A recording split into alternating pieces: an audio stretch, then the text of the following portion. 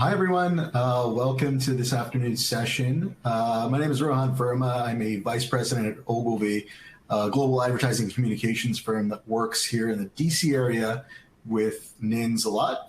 And today's session is going to be on how to use social media to promote brain science. Really excited to walk you through about 30 minutes of pre-recorded content, followed by a Q&A with my co-presenters, Daniella, Whitte, and Russ Poldrak. We're going to get started here in just a moment, and I hope you guys enjoy this evening's session.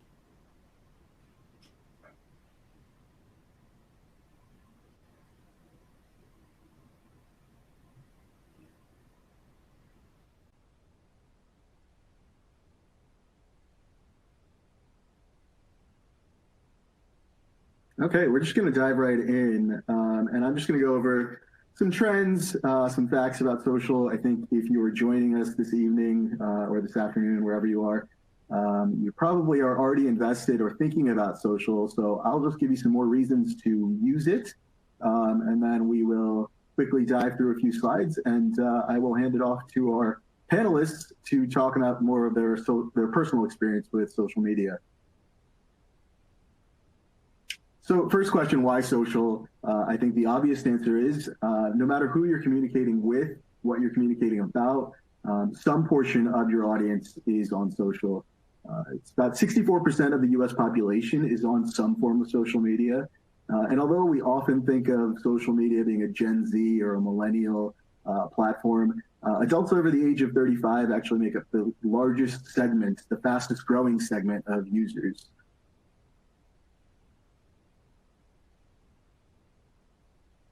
And a lot of questions have come up lately about what social means in the pandemic and really how we're using social as we're all sort of physically distant, but maybe more connected in different ways. And this is just a quick study or a quick graph from Axios and Nielsen Media that just demonstrates that we're all increasingly connected by social. It's been even more ingrained in our daily lives, more so even than Zoom or FaceTime. You can see sort of video and productivity apps growing, but not quite to the pace of how social media has grown just in the last 4 months. This chart's sort of an indication of the apps and the platforms we're using most. So it's really social over anything else.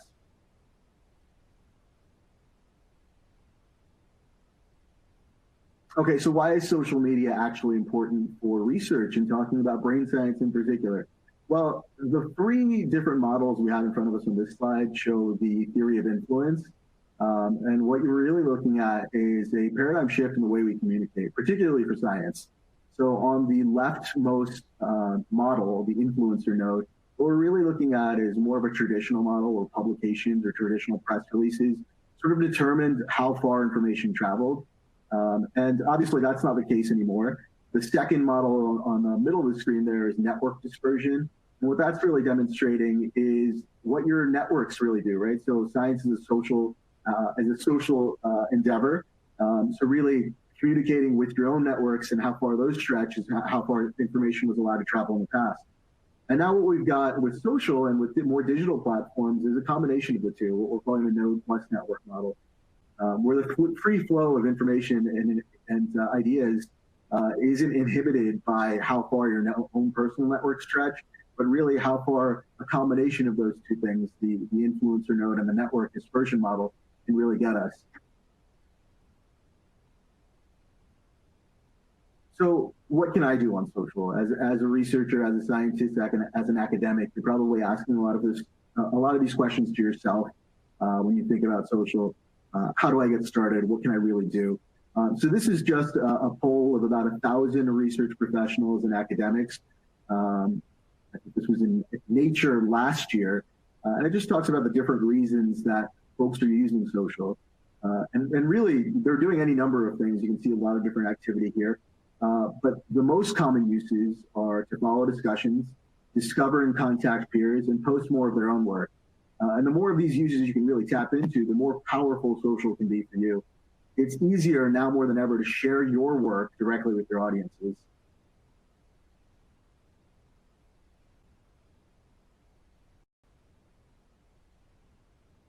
So what should I post? Again, another study in Nature, I think this is, again, 2019, is just looking at what different academics, what different researchers, what different folks are doing across their social platforms.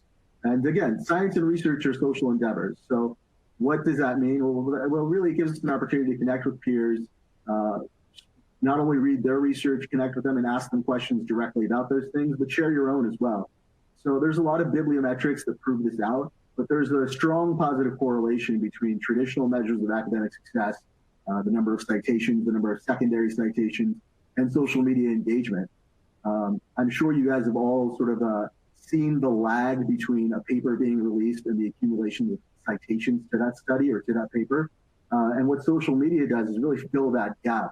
So what you're seeing is the gap, a year or two gap that can exist between a study being released and it beginning to get cited or referenced in other work is filled by the conversation that can happen on social. And I know some of our panelists today probably have a lot of experience with that, and I'm sure many of you do as well. So let's dive into the channels a little bit.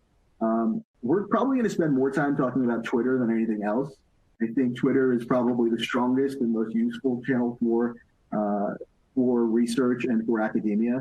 It is often seen as the place where conversation starts and discussion flourishes. And I know our presentations later will talk more about that. But there are a few other channels that you might find useful as you consider how to get started on social, as you consider what you want to actually post. You want to think about your audience, of course. If you want to reach more of that research conversation, if you want to have more of those conversations with your peers, Twitter is a great place. LinkedIn is also a great place to start. It is considered the professional social network, and you might find peers and organizations, groups on LinkedIn that you may not find on Twitter as easily. The one thing to note here is two of these sites that are on the screen actually comprise two of the 4 most visited sites in the world. You can guess what the first one is. Google outranks everything else, but not too far behind that is actually YouTube. And then coming in at 4th is Facebook. So those two platforms between video and longer form content and community building that you might be able to accomplish on Facebook, there's a lot of value there. Facebook is going to likely be a community building tool that you want to use more with consumer or lay audience than you do with your scientific or academic peers. But I think it still has a lot of value depending on what you want to do with your research and where you want it to be, who you want to read it and where you want to get it. And to piggyback on that, I think Instagram as a visual storytelling platform is super powerful too. We've used this at Ogilvy with a lot of our clients in the academia and science space. I know we've talked about it with a lot of the NIH ICs as well. So something to consider, especially if you're more of a visual storyteller yourself. Obviously, shorter form content, but can really stand out in the feed and capture more attention if you have visuals to accompany your content. And then finally, really, what is this session all about is where do I start? So if you joined us last year or perhaps have already kind of invested a little bit in social, I'm sure a lot of these things come up for you. Just a little quip here from a Tom Gold comic. It's all great that you're making discoveries, saving lives, and publishing great research, but maybe the question you're getting from your press peers and folks in the media departments at your universities and institutions is, well, your research isn't making an impact on social. Obviously, just tongue-in-cheek there, that is not the important thing in research, but it is important when you're thinking about how to develop a following and how to engage on social, but try to be consistent. Try to develop a following and nurture that readership. Leverage the easy stuff. Repost your colleagues' work. Repost things from press publications or industry publications that you follow. And above all, really look at what works and be social. Be social. We've talked a couple times now in the last few minutes here about why science is a social endeavor. And I think more than anywhere else, social media offers you the opportunity to do that without a lot of time investing. Just commenting, liking, telling someone that you really enjoyed their article, or pointing out, what the community, the research community as a whole might do to take that study or paper further. I think are all great things that are pretty low effort for some of you to just jump in 5 minutes between commuting home, or maybe in these strange times that we all live in, it's the 10 minutes of peace you get before your morning coffee. Really easy chances to jump in on social and engage But we'll hear more about that from our panelists in just a few moments. I'm actually going to hand it off now to one of our other panelists. Daniella Whitte is going to talk about her own use of social and particularly of Twitter.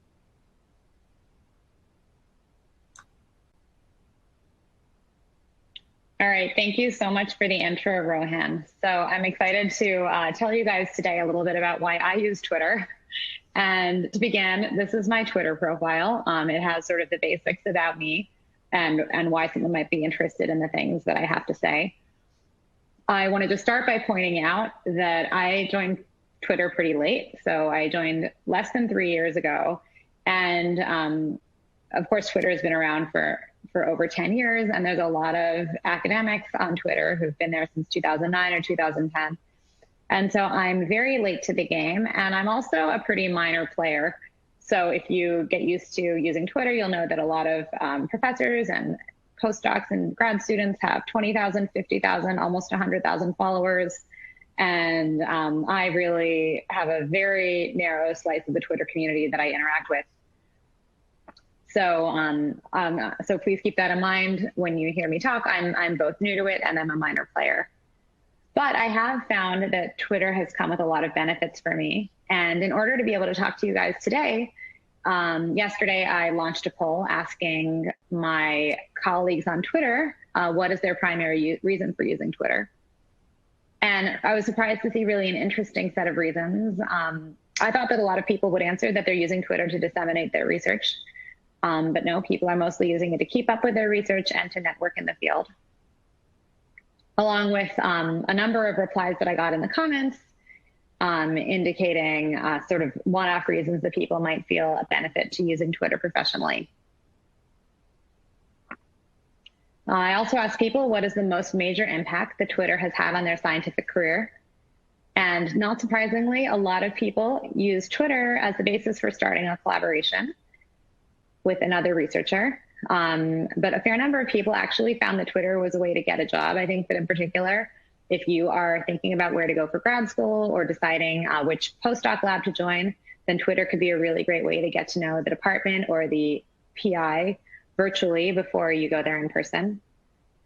And a number of people found that Twitter was a way to actually get a real life invitation. So IRL means in real life. And surprisingly, that is a source of invitations for a lot of people. So what do I use Twitter for? Well, I already have a job, so I'm not using it to get a job. But I do use it for things that for me are pretty high value. And so one reason that I use Twitter is as a way to read high quality peer review that's really hot off the presses. So of course, right now in the middle of the COVID-19 crisis, a lot of what I'm following on Twitter has to do with that crisis. And Twitter is a great way to really find out, for example, the scientific opinion of the leading experts on some of the many, many preprints that are coming out every day about COVID-19. And if you follow people who are putting these really high quality peer reviews out there, it's actually staggering how quickly you can get information that would take weeks or months to come out in more traditional channels. And I also really enjoy Twitter as a way to get exposure to scientific topics outside of my immediate field. So I'm a statistician, I'm certainly not a virologist, but it's been really fun to follow people who know more about topics that I don't know about in order to learn what's happening, especially as it relates to current events. So the set of people out there today who are posting really relevant information about COVID-19 is just incredible and staggering. And it's so great to, through Twitter, sort of be in the front seat of the scientific dialogue. The front seat of the audience of the scientific dialogue. But outside of the current crisis, one thing that I've really enjoyed about being on Twitter is that it allows me to keep up with best practices. So often I'll see on Twitter a dialogue that's emerging among grad students and postdocs and PIs, which sort of bubbles up through Twitter over time. And then eventually it makes it into the mainstream news and into university policy. But often it will have been discussed on Twitter for 6 months or even a year or two before it bubbles up. So here's one example. Within the past year, a lot of universities have started prohibiting graduate students from catering their own dissertation defenses. And of course, the reason to prohibit grad students from catering their own dissertation defenses is because grad students should be busy preparing for their dissertations and shouldn't be expected to spend time baking cakes or going to the grocery store. And furthermore, that's putting a financial burden on grad students. So there's a lot of good reasons that various universities are preventing grad students from catering their own defenses. But before it started to become university policy at a lot of places, this was really an ongoing discussion on Twitter. So I like to be able to hear about these things really before they happen. Another similar example of this has to do with the idea that in the last few years, people have really questioned the value of the GRE for graduate school admissions to many STEM PhD programs. And so increasingly, graduate programs are dropping the GRE as an application requirement. And this is something that I heard about a long time ago on Twitter before it was showing up in Science and being removed from the set of requirements for graduate programs on a large scale like it is today. So another thing that I really benefit from by using Twitter is just the opportunity to be a member of a supportive community. And so, of course, graduate school can be very alienating for a lot of our PhD students. It's a hard academic road. Being junior faculty is tough. And it's really nice to see like a really warm side of an academic community where it's very easy for an individual to feel alienated, but it can really help that individual to see that they're not alone and that other people share some of their struggles. So by being part of this community, it both helps me feel supported, but also it gives me tools to support my trainees as they might experience hardships in their graduate careers or during their postdocs. So especially right now, when we are in the midst of a pandemic, and certainly all of the conferences in my field have gone virtual for the year, Twitter can be a really good way to keep in touch because a lot of those sort of casual conversations that you have during a conference, in between sessions, at the mixer, at the end of the day at that conference, a lot of those conversations are actually happening on Twitter. And so if you are feeling isolated in this current environment, then Twitter is just a really great way to feel less isolated and to really keep up with with what your colleagues are doing in the same way that you would if you went to that conference. And so obviously during this current crisis, this is an especially good time to do some of that networking online. But many of us have reasons to avoid excessive travel even when there's not a pandemic. So here's a photo of my 3 kids. I try to only travel to conferences that are really critical for me professionally. And by being somewhat active on Twitter, that gives me a chance to catch up on some of what I missed by not going to more conferences in person. So I just want to close by saying that these are some of the reasons that I use Twitter. I should mention that I use it very casually. I often go for weeks without looking at my Twitter, and then sometimes I use it more. And so you might want to try it out. But if you do try it out, I would suggest that you keep it fun, have a sense of humor about it. Don't think of this as very important career development or networking, because I don't think it is, or at least for me, it's not. It could be more of a fun way to keep up with your colleagues and to relieve a little bit of stress and to feel more supported in this career. All right, that is it for me, and I'm going to turn it over to Russ now.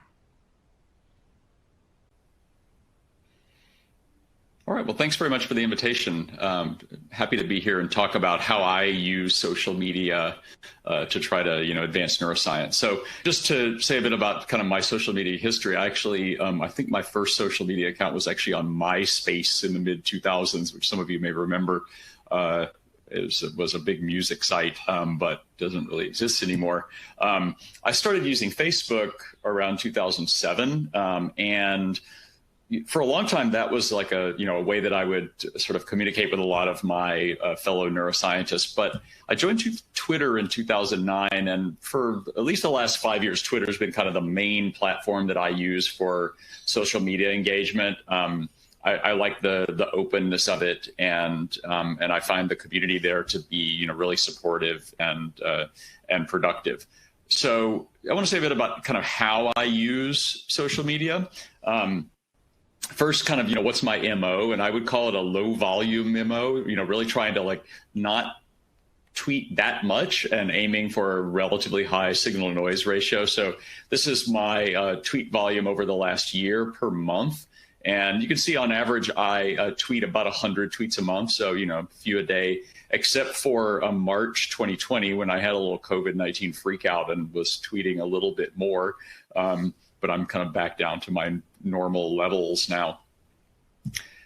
So what do I tweet about? I would say, the first thing that I probably tweet the most about is my group's work. Whenever we have a new paper, this is an example of a new preprint we just put out a couple weeks ago. And I find it's a way to kind of, get our work in front of people's eyes. We've certainly, when we've submitted preprints and I've tweeted about them, a number of them have ended up getting, pretty good altmetrics engagement. And so I think it's been really useful to kind of, funnel people towards the work that we're doing.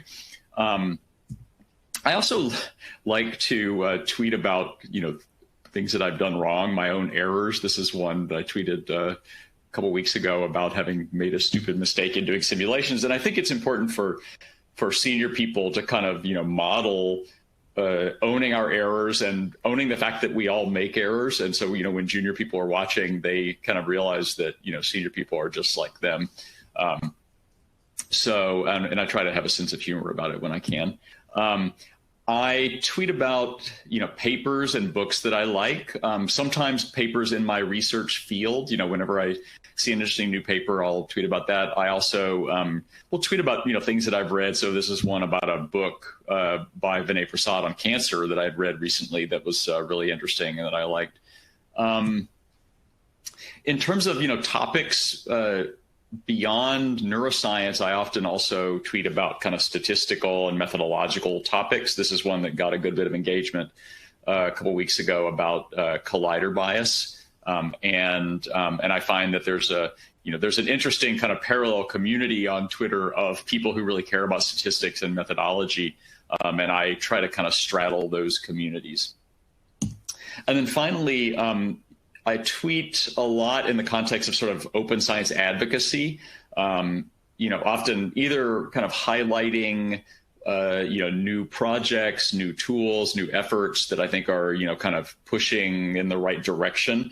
Occasionally, being critical, but trying in general to, sort of highlight the good rather than sort of accentuate the bad. Now, it's easy to kind of drive yourself crazy on Twitter if you watch the kind of the main Twitter feed, and especially if you have any degree of fear of missing out, it's really easy to just become completely overloaded and feel like you have to spend every moment of every day watching the Twitter feed.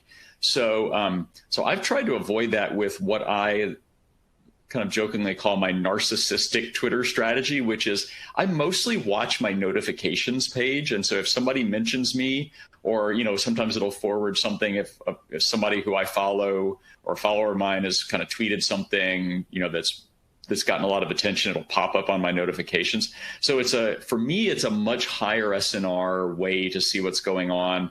Really reduces the amount of noise that one sees. Obviously, you miss out on a lot of stuff, but for me, I try not to let the FOMO kind of, drive me crazy. Okay, so what are my rules? The first rule I would say is try as hard as I can to keep it positive. I try generally to, not be hypercritical.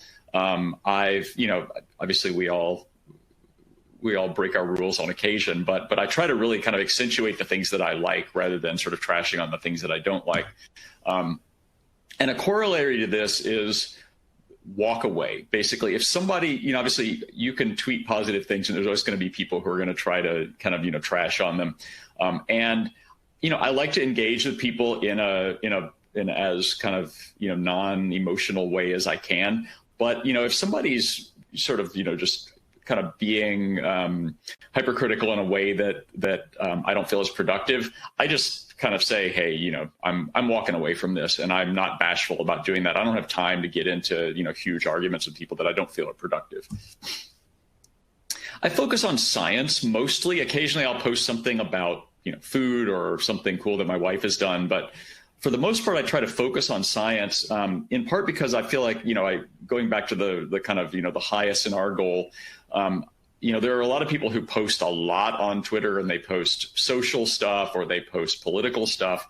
And I feel like I end up tuning out of those because there's so little of what they're posting about is stuff that I really want to know about. So I try to keep it really focused on the things that I'm pretty sure, most of my followers are people in neuroscience or data science. And I feel like I want to kind of keep the material largely focused on those sort of topics.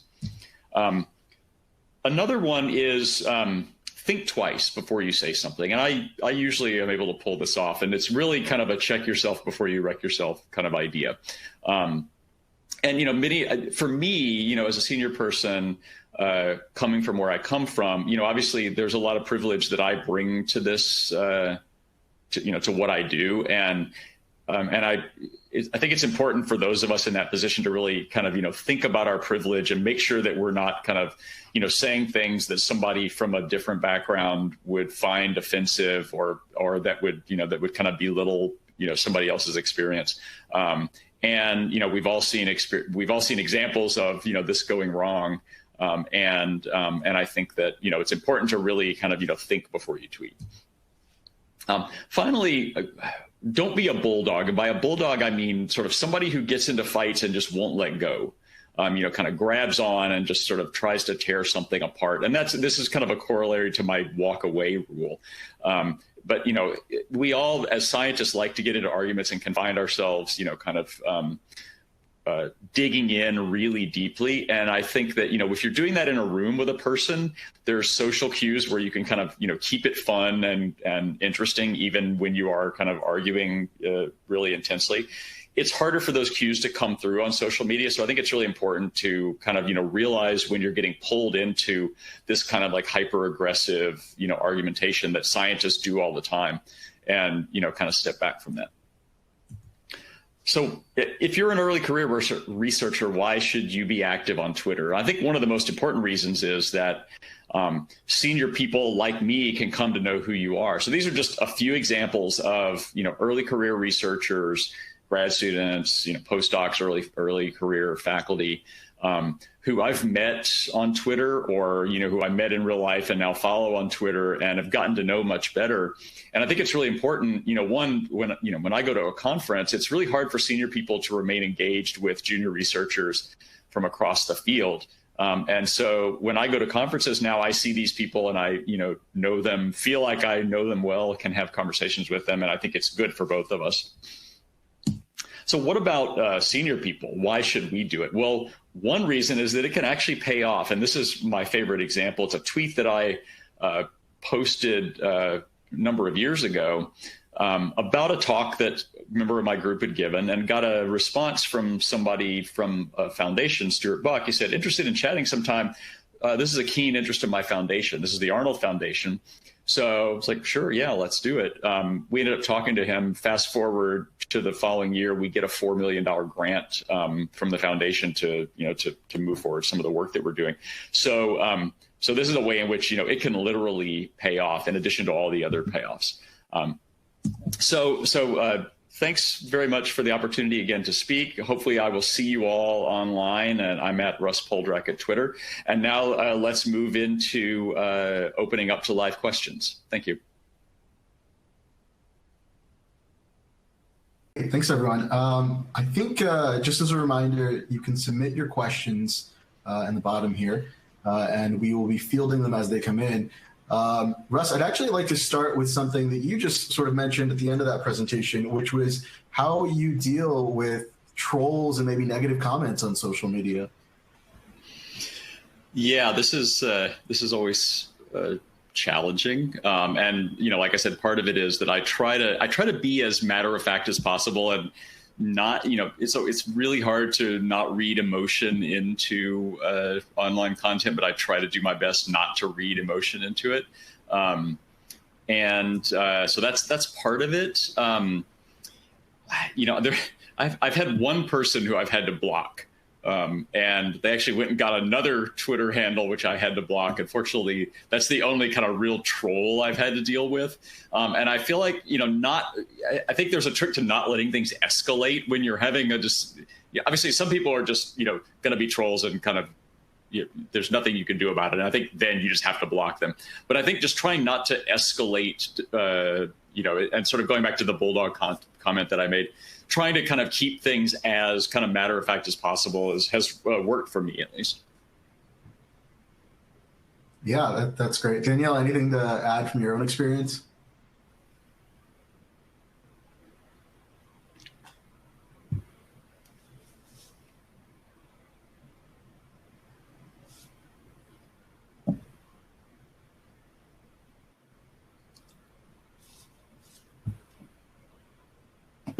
Sorry about that. I guess you couldn't hear me. Let me try that again. Yeah, I've been fortunate not to experience much trolling on Twitter. I know that many people have experienced a lot of trolling, but luckily I've only experienced a little bit.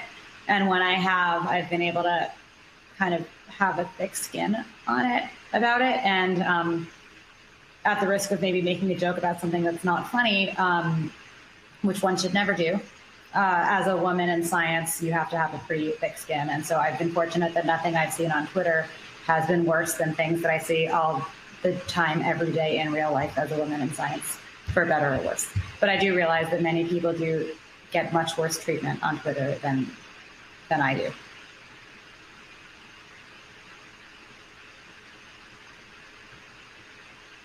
And sort of a related question, Kate, our thoughts on anonymous handles in the science domain. So, a lot of anonymous handles, both on Twitter and you sometimes see these on Facebook as well, commenting on recent publications, recent articles.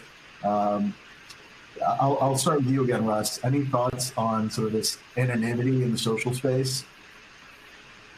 I think it can be useful for some people. Some of the time, I know that there are people who have, sometimes really good ideas who are nonetheless sort of, for various reasons, not comfortable putting it out there under their own name, especially if they're being critical of, powerful people who might be able to retaliate against them.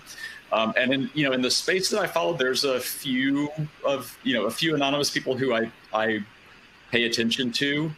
Certainly the bar is higher for me to pay attention to an anonymous handle, but I think it can be a useful feature for some people.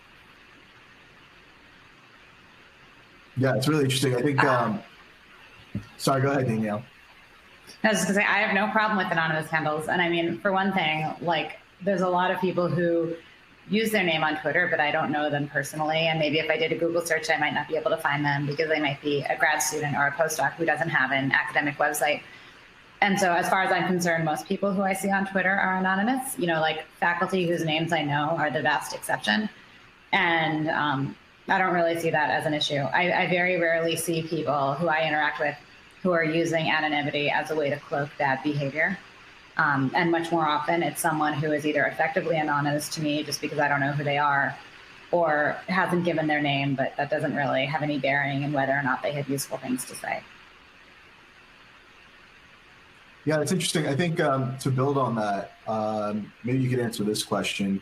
Are there ways that you kind of identified influencers or collaborators and kind of valued the relationships you've built on social? I think, Russ, you mentioned an example of a funder at the end of your presentation. I'm wondering what maybe checklists you might run through in thinking about how you value the authority or sort of, I don't know the word I'm looking for here is, but maybe just how you value a relationship you built on social and how you identify people that are trustworthy and reliable. I can't say I've been very strategic about it at all. I kind of, things grow organically, and I kind of follow them where they lead.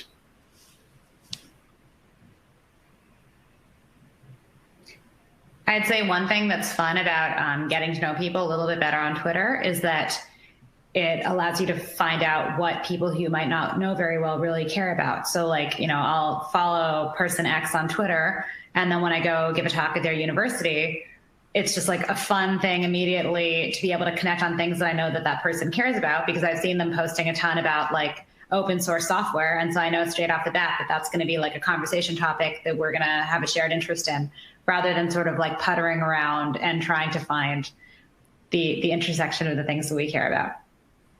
I would also, Sorry, I would add that, one thing that's been really useful for me is, often I want to get feedback on like something I've written or some particular question that I have that's outside of my expertise, and kind of, knowing people on Twitter has been really useful for that, to be able to message them and say, hey, I have this question about this particular brain thing that you're expert in and I'm not, can you help me with that? And I'll pose this to both of you. Has it been easy to find collaborators, to both on your research and to collaborate with others on their research through social?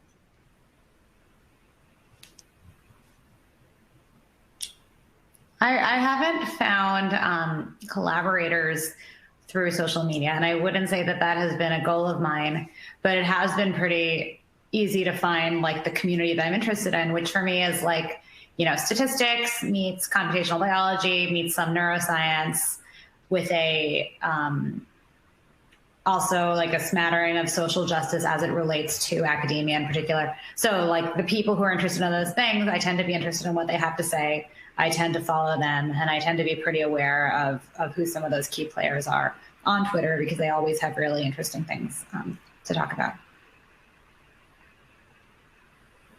One thing I want to mention, by the way, this is a little bit off topic, but this recording that got played at the beginning of this session was recorded a couple of weeks ago.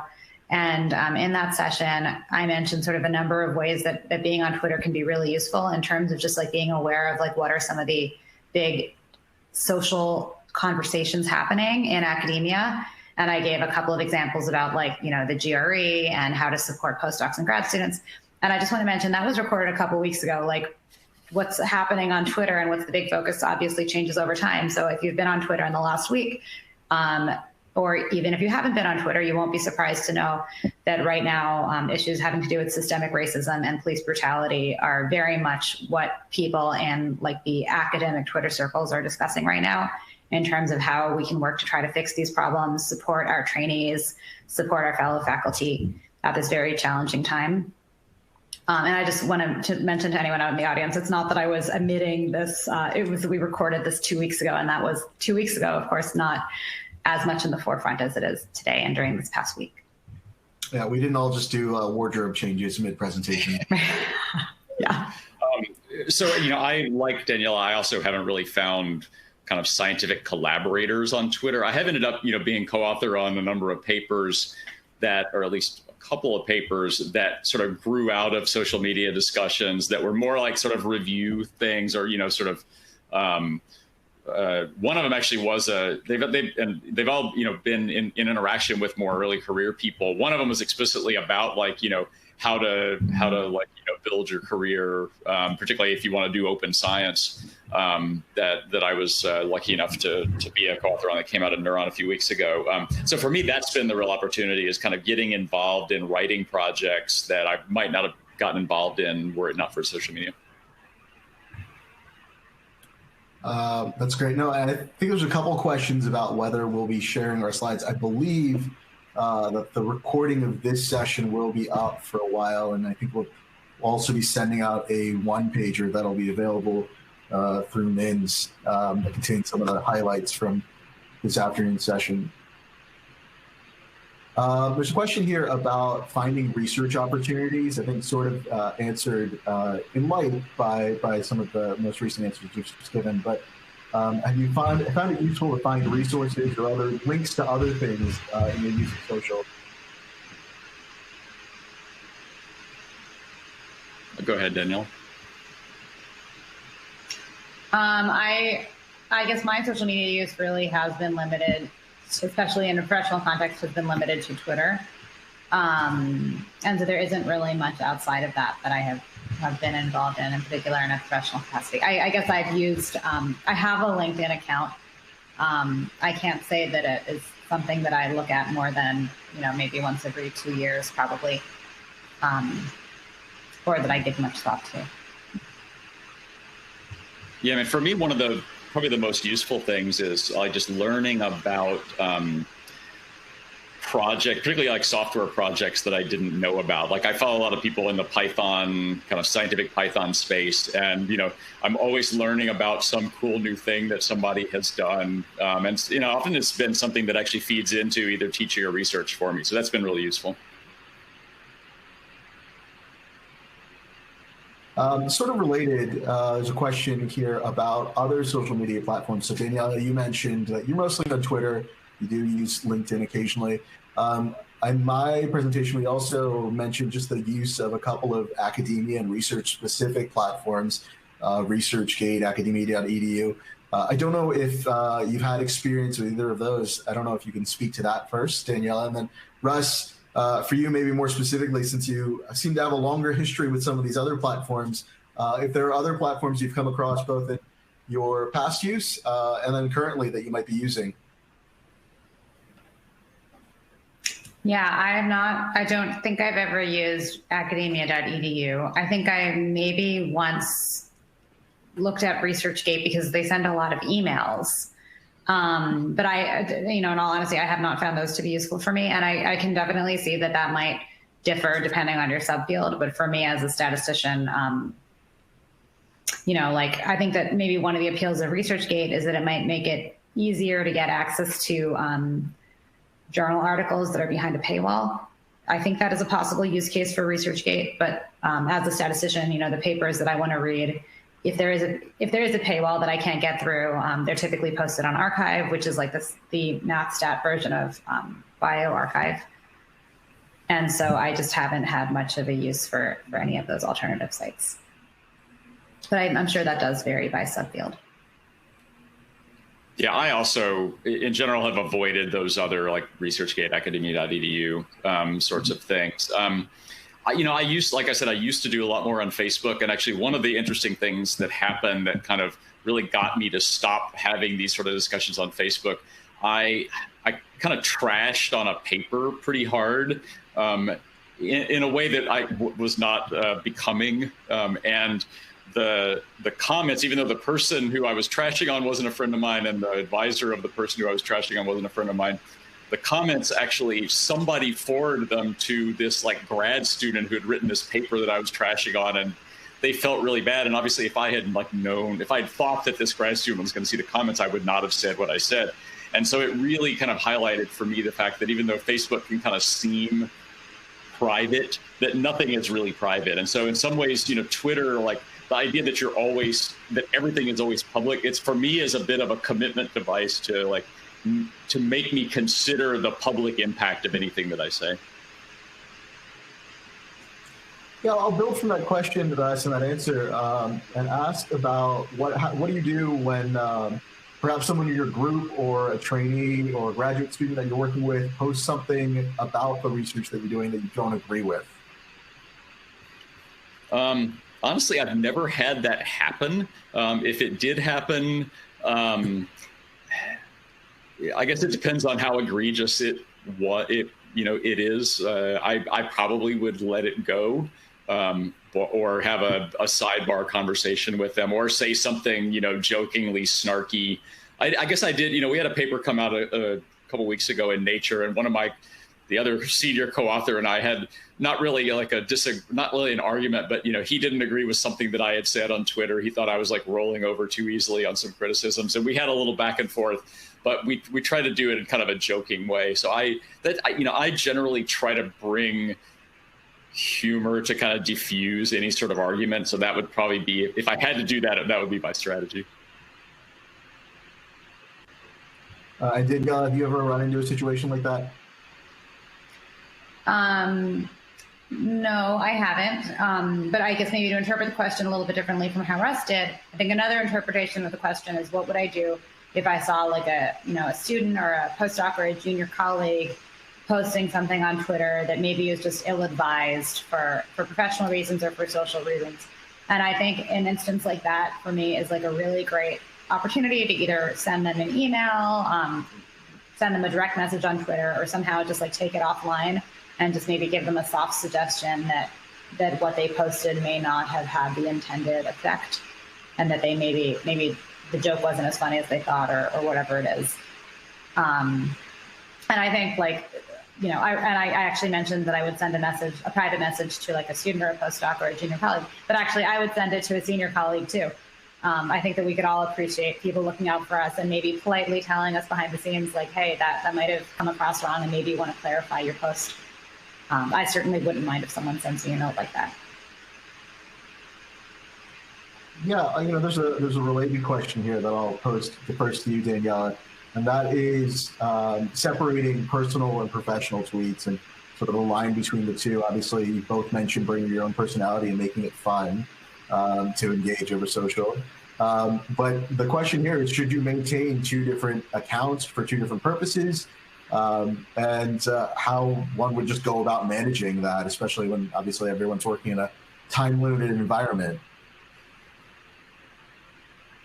So, I have one Twitter account, and I would characterize it as semi-professional in the sense that, like, it stated very clearly that I'm a professor. It stated very clearly what I'm a professor of and what university I work at.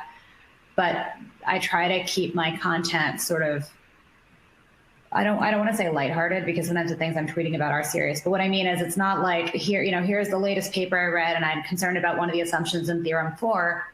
Instead, it's more like kind of what it's like life as a professor, like what are the challenges that I face and how does that relate to the human condition is sort of how I would characterize my Twitter account.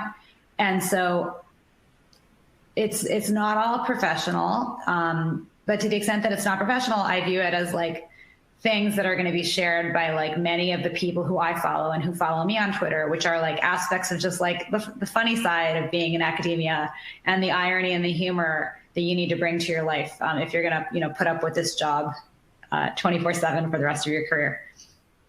And I think that there's a place for that on Twitter. But if I were someone who wanted to like post a ton of content about like what bands I'm really into, or like the play-by-play of like all the recipes I made for dinner last weekend, then that wouldn't really match with having, in my opinion, a professional, semi-professional Twitter account that, for example, like clearly states my university affiliation. So I think that in terms of whether it's better to have one account or two, I think you need to look at like what type of content are you posting, and would you hope that the content you're posting would be of interest to people in academia for the most part. And then if instead you're sort of targeting it at a different group, like people who are really into the particular type of music you're into, then maybe having two Twitter accounts, one of which is more academic and one of which is more into music, could make sense potentially. Yeah, I totally agree with that. I mean, I only have one Twitter handle. I've thought on occasion of, trying to have another one, but I'm not, my interest, I don't have a really central other interest that it would be focused on, like, some particular band or some particular thing. I guess it would be barbecue, because I like to make barbecue. But I do occasionally tweet about barbecue on my Twitter account. But I agree. I don't really use social media for more personal stuff other than like, people who message me on Facebook. I just don't feel the need for that in my life. I really kind of get everything I need out of Twitter, and then out of, before the last 3 months, out of IRL interactions. Those have gone to public. Yeah, I think just in professionally, the advice I'd offer to others is also just picking the channel, right? So Russ mentioned that he uses Facebook for a specific purpose and Twitter for another purpose. So I think that's another easy way to segment your different parts of your life without having to create a second Twitter handle or do things like that. And I think it's going to ultimately be dependent on how you want to present your personal brand, so to speak, to your colleagues. A good question came in that I think Russ, you sort of touched on, but I'm going to open it to both of you, and maybe Russ, you can answer first. The question here is, what do senior PIs feel about potential grad students messaging them on Twitter, even if the senior PIs don't follow? I guess it depends on what they're messaging about. I mean, in general, if they just have a question they want to ask me, a research question or whatever, I'm kind of fine with that. I don't really feel too strongly. I don't usually have the time to actually have, like, if somebody, occasionally you get a message say, hey, I'd love to have a Zoom chat with you about joining your lab. And it's like, I get way too many of those to actually have Zoom chats with each of those people. but I don't really mind it. Same question to you, Daniella. How do you feel about just people just messaging you when they don't you're not necessarily following them or engaging with them? Yeah, I don't think my direct messages are open on Twitter, actually, to people who I'm not quite sure if it's that I need to follow them. But the point is, I don't think that someone from the general public can actually direct message me on Twitter. And part of that is because I'm happy for people to message me, but I'm easy to find on Google. You can find my academic website and get my email address. And I just don't have the bandwidth to like be dealing with messages from people on Twitter and then worrying about if I miss some. And it's just like not as well set up for me for like long form communication as email. So a good way to just eliminate that is to just not have my direct messages open.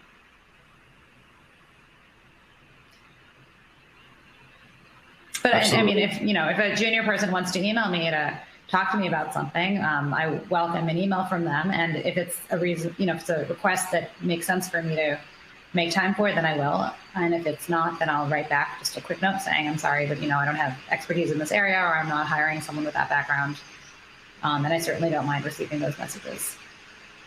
Sure. A few questions here about just generally gaining followers and followership, and how you both started out on your Twitter accounts. So Danielle, if you wouldn't mind answering first, I know your Twitter account's a little bit newer. I don't know what you found as maybe most helpful in growing your followers. Yeah, so as I've mentioned, my approach to Twitter is very casual, and I haven't, put in any concerted effort or really any effort into growing my followers. I like post the things that are of interest to me. And sometimes it's interesting to look and see sort of where my follower account is, because I don't know exactly how Twitter's algorithm works in terms of what posts it highlights versus getting buried in the bottom of the feed.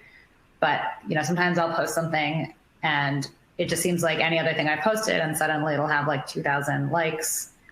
And then other times I'll post something that I think is like equivalently interesting and like, it'll get like 1 like. So I don't know exactly how that plays into like luck versus, the nuances of Twitter's algorithm or whatever. But regardless, I would say if you're trying to grow your following, obviously the more content you put out that is going to elicit the greatest interaction from your followers, but then also just from the Twitter community as a whole is going to grow your following as much as possible.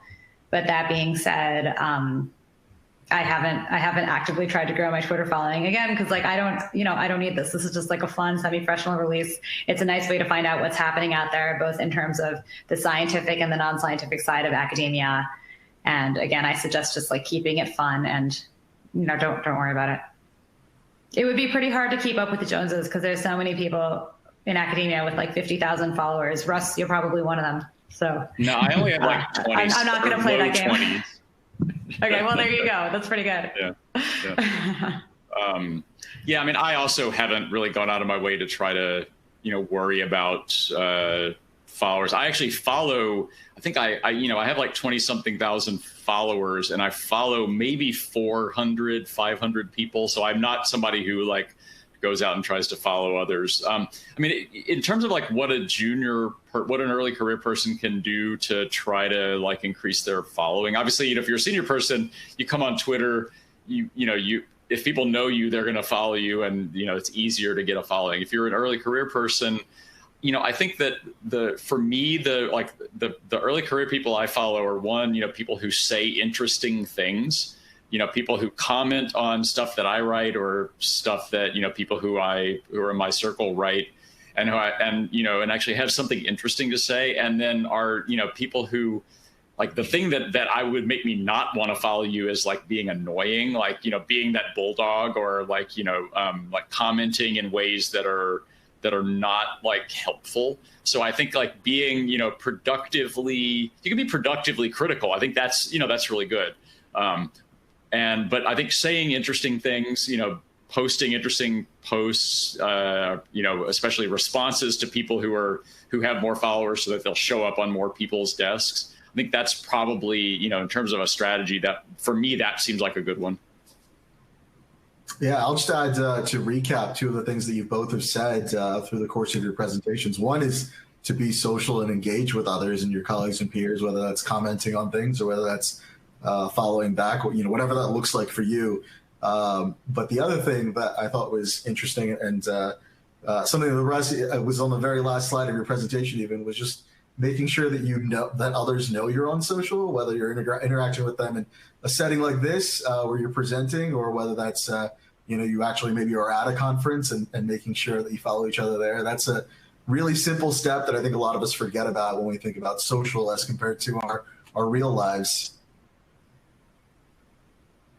Let's see. There's a few more questions here. I think we have about 5 minutes left, so I'll pick out a couple.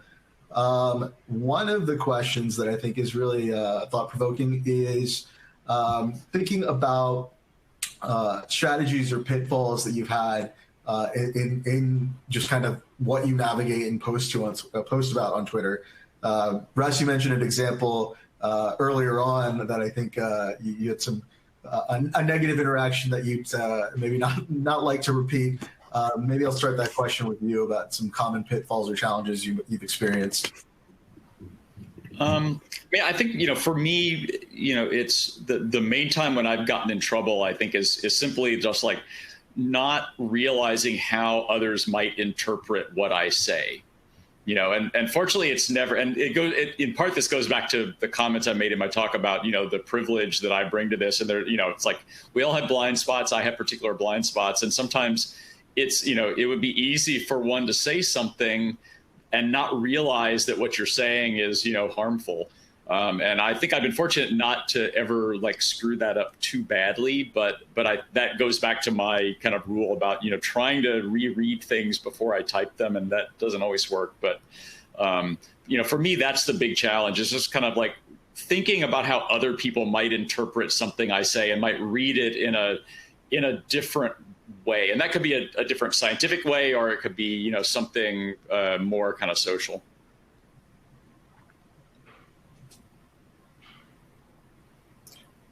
And Daniella, a related question for you. Are there, especially since you mentioned, you kind of it's an extra thing for you. Twitter is not something that you necessarily build into your everyday time. Are there strategies or tactics you use to kind of make sure that you're getting the content you want out of a Twitter or social environment, rather than things that you just don't care about? Yeah, I think as Russ alluded to, you just as if you want to get followers, you need to post interesting things. Well, if you want me to follow you, post things that are interesting. And often I'll read a post.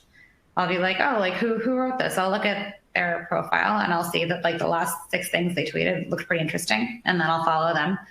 And then later on, if in my feed, I see that someone comes up as posting stuff that I'm really not interested in, then I'll just unfollow. So it's it's a constant process of just updating who I'm following in order to get content I'm interested in. So for example, right now I'm following a ton of epidemiologists. I imagine that you can guess why. And I love epidemiologists, and I certainly was following a few of them before February, but not nearly as many as I'm following right now. Awesome. Well, we just have a couple minutes left. I don't know if either of you have closing thoughts from sort of the conversation we've had this afternoon. I will start with you, Daniella. Yeah, well, it was certainly really fun for me to get to be a part of this panel, and in particular, Russ, I feel like I have a lot to learn from your use of social media. I really liked hearing how you articulated very clearly sort of what your guiding principles are. And it's fun, I guess, just to get the chance to talk more formally about something that I've only ever done very much as a very, very side hobby. But I guess to the people out there thinking about getting started, I think there can be sort of this concern that if you create a Twitter account, if you don't have enough followers, then that'll be really embarrassing. And you can't do it unless you're going to have at least this many numbers, and you got to accomplish all of your professional goals. And I would just say try to step back from that line of thinking. See if this can be just a fun thing that you add to your scientific experience that helps sort of round you out as a scientist and a person, and brings you some joy or release.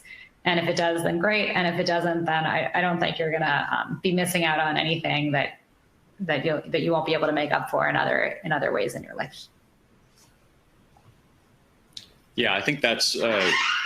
I think that kind of making sure that it actually does something good for your life is exactly the way to think about it. And so yeah, it's been really fun for me to kind of think through some of these issues and discuss it. So thanks for making me part of this. Excellent. Thank you both so much. I really enjoyed our conversation this afternoon. Hope everyone else did as well. And thanks to Nins for help setting this up, and hope you all enjoy the rest of the meeting. I don't know how many sessions are left here, but I'm sure it's been an eventful 2 days. Thanks. Thank you.